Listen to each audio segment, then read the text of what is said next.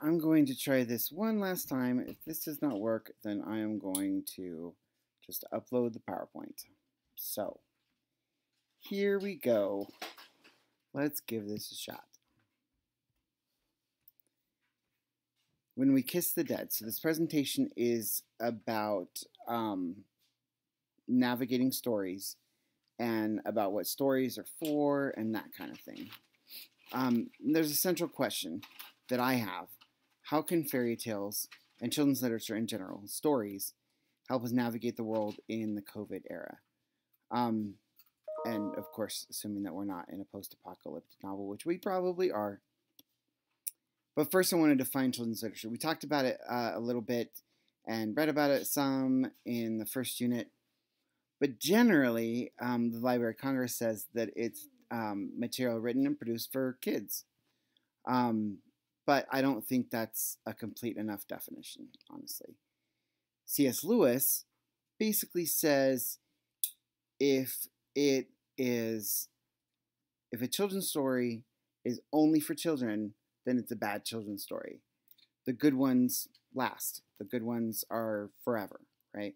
And I agree with that. I mean, the Narnia Chronicles, which C.S. Lewis wrote, are epic, at this point. From a structuralist perspective, which you learned about in the lit theory stuff, children's lit can only really be defined as that which it is not. So, what is it not? Well, children's literature, according to this one guy, let me see if I can find who that is again. Gerald Early.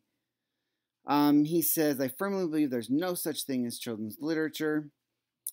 It exists in the adult mind about how to talk about childhood. It's a way for adults, in short, to distinguish children from adults. And this guy says that it does not have sex, it does not have graphic violence, it does not have obscene language, except for the Grimm fairy tales, Red Hot Iron Shoes, Dancing Till You Die, that kind of thing. That's pretty violent. How the Grinch Stole Christmas, that's all about, stealing. Yes, I know he redeems himself, but still, he stole the entire city's stuff. Even Green Eggs and Ham pushes, what we would call consent. Right? So, but we've begun to take children's literature more seriously, and that's good. These two books, The Hunger Games, of course, if you've read that or seen the movie, extremely violent, but says something about society, and it says something about what we'll do to maintain the status quo in society. The Absolutely True Diary of a Part-Time Indian is a middle grade book that is really about colonization and the intentional genocide of Native people, and so it deals with heavy topics through the eyes of this kid. I think storytelling is teaching. Good teaching is good storytelling. So let me explain what I mean. Read this poem to you, I think, in the very beginning of the class. I'm not going to repeat it, but it's got much longer. It's got a 2 or 3 page. It's a 2 or 3 page poem, and then there's other ones that go with it as well. And so I don't know why I did that one, but let's see.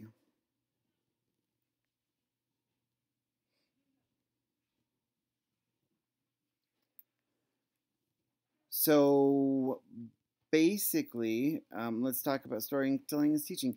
This is the way I had set up the class originally when I first designed the class.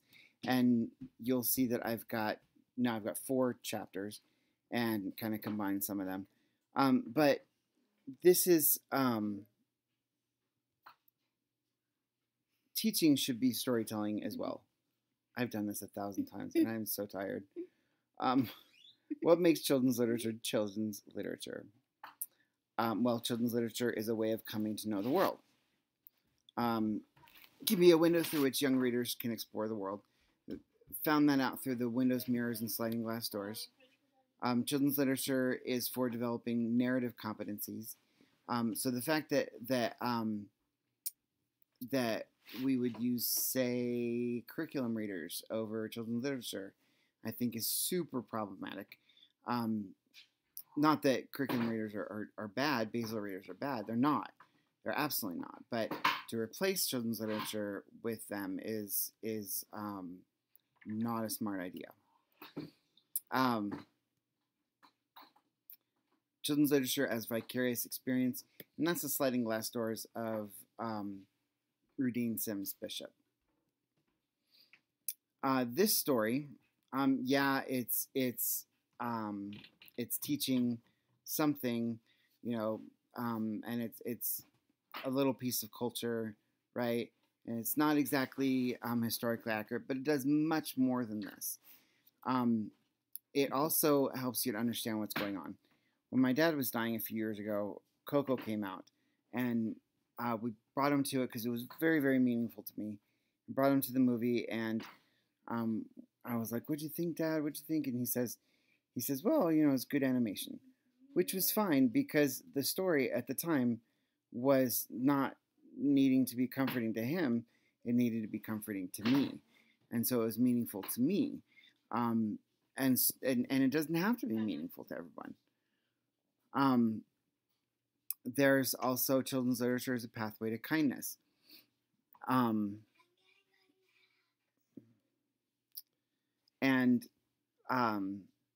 Children's literature, offers pro-social behavior like sharing, helping, comforting, and caring.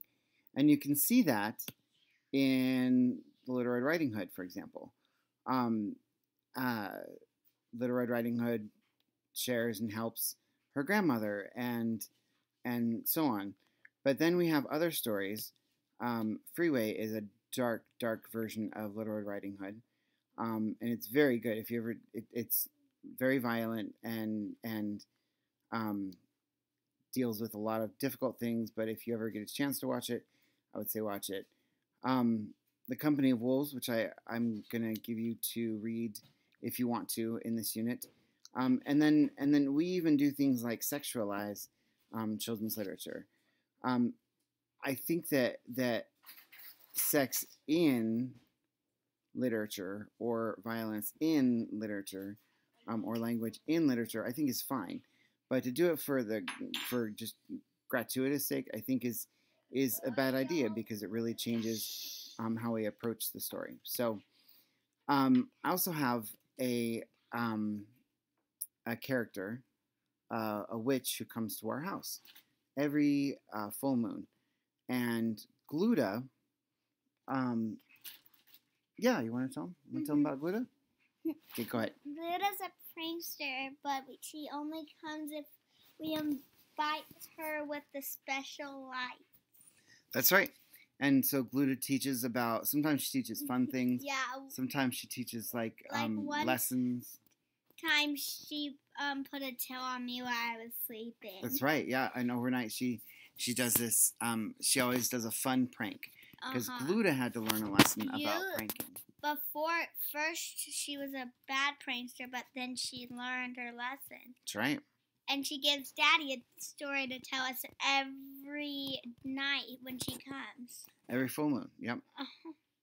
So, with that in mind, let's take a look at Snow White. The Snow Queen, I do want to warn you, it's one page, really, really short. Let me show you where it is, actually. It is in the supplemental materials for this unit, and it's down here right here. It deals with sex. It deals with even sexual assault. So, just to let you know, you are not required to read it, but I would, if you're okay reading about that stuff and you're going to be okay, then go for it. So, hold on. Can I talk about this real quick? I need you to go away because it's kind of adult stuff. Okay? All right. Thanks. That's how much that's how dark this is. So, Snow White and the Seven Dwarfs. This is the Disney Golden Books version, or the movie version, right? Versus the Snow Child. Let's take a look at this dark version of of the story. In this one, we have Snow White, we have a jealous queen, and we have a huntsman. We have death and rebirth, those kind of themes. We have a Snow White sort of character who the count, the dude, wishes for. Skin is white as snow, hair is black as raven, lips is red as blood. There's a jealous countess, there's a hunter, and there's death and rebirth, same thing. But really what's going on, let's look at the narrative structure. In Disney's Snow White and the Seven Dwarfs, this is what it says. She was so beautiful even in death that the dwarves could not bear to part with her. They built her a coffin of gold and glass. As soon as the prince saw her, he fell in love with her. He knelt by her coffin and kissed her. So there's death, and at best he's kissing a dead girl, right? Necrophilia. But at worst, you know, if she is alive, then there's no way to gather consent from that. And I understand it's a children's story and there's cultural things and all that stuff. But this is the same thing that happens in The Snow Child, and trigger warning again. Weeping, the count got off his horse, unfastened his breeches, and thrust his virile member into the dead girl. The countess reined in her stamping mare and watched him narrowly. He was soon finished. So this is the same scene, right? And we have death. We have, later on in the story, we have rebirth. And at best, again, we have necrophilia, and at worst, we have sexual assault, right? So fairy tales, I'm good now. Fairy tales are simply packets of culture like memes are.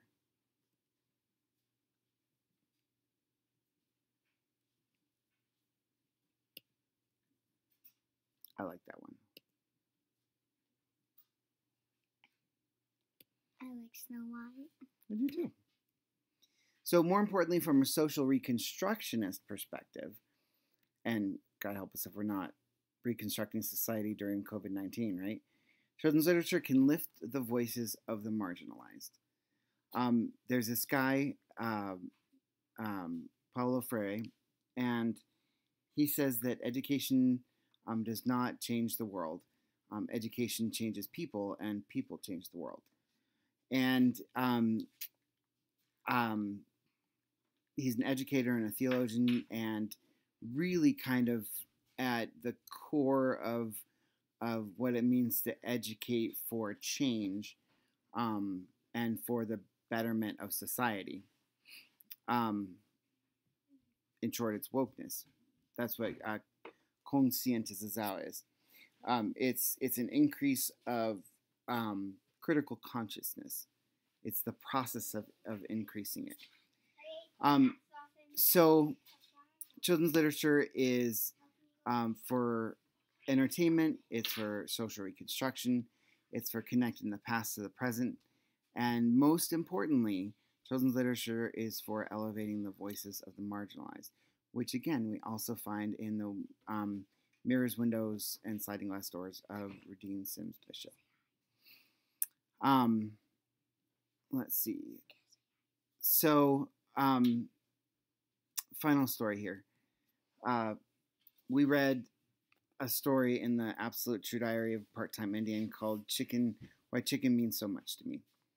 And this is a powerful story, and this was in my tech writing class. And in it, I was giving an example of how to define poverty, the word poverty, with a story. And one of the guys, dude with tattooed face, been in jails, basically his whole adult life, he came up to me and he said, I want to write about the word redemption. And I said, yeah, of course. Can you tell me why? And he said, because that story really moved me. He said, I can't see my kids right now because I'm not allowed to. But if I ever get to, I want to be the kind of man who they can call dad, And that's what children's literature does. This is how we survive. We survive through telling children's stories. When I was a child, I thought like a child. I did childish things. And now that I'm an adult, I read children's literature because I'm not too grown up enough anymore.